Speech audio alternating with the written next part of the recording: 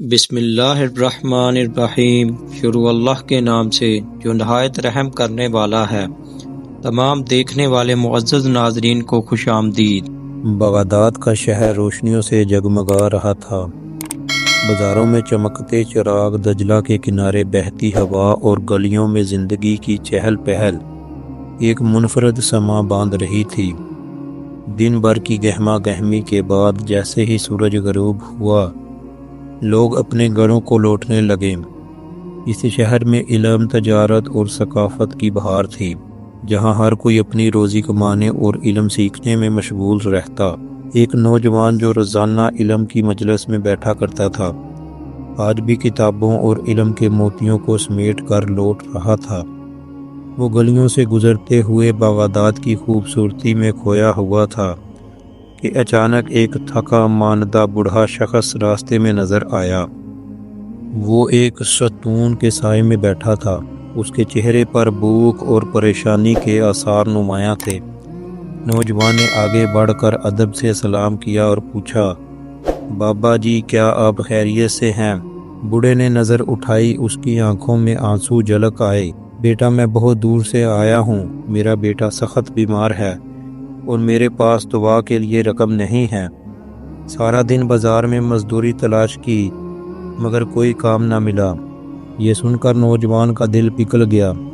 اس کے پاس صرف چند درہم تھے جو اس نے اپنی ضروریات کے لیے رکھے تھے، مگر اس نے بغیر کسی ہچکچاہٹ کے وہ بوڑھے کو دے دیے اور دعا کی کہ اللہ اس کے بیٹے کو شفا دے۔ بوڑھا شخص دعائیں دیتا ہوا چلا گیا اور نوجوان اپنے راستے پر بڑھ گیا۔ اگلے دن وہ بغداد کے بڑے بازار میں ایک تاجر کی دکان کے پاس سے گزر رہا تھا کہ اچانک تاجر نے اسے آواز دی، بیٹے، میں نے کل تمہیں اس بوڑھے کی مدد کرتے دیکھا تھا۔ تمہاری ایمانداری اور نیکی نے میرا دل جیت لیا۔ مجھے اپنے کتب خانے کے لیے ایک قابل بھروسہ آدمی کی ضرورت ہے۔ اگر تم چاہو تو میرے ساتھ کام کر سکتے ہو۔ تمہیں علم حاصل کرنے کا بھی موقع ملے گا اور روزگار بھی ملے گا۔ یہ سن کر نوجوان حیران اور خوش ہو گیا۔ وہ جانتا تھا کہ بغداد میں علم کی قدر بہت زیادہ ہے اور ایک بڑے کتب خانے میں کام کرنا اس کے لیے کسی نعمت سے کم نہ تھا۔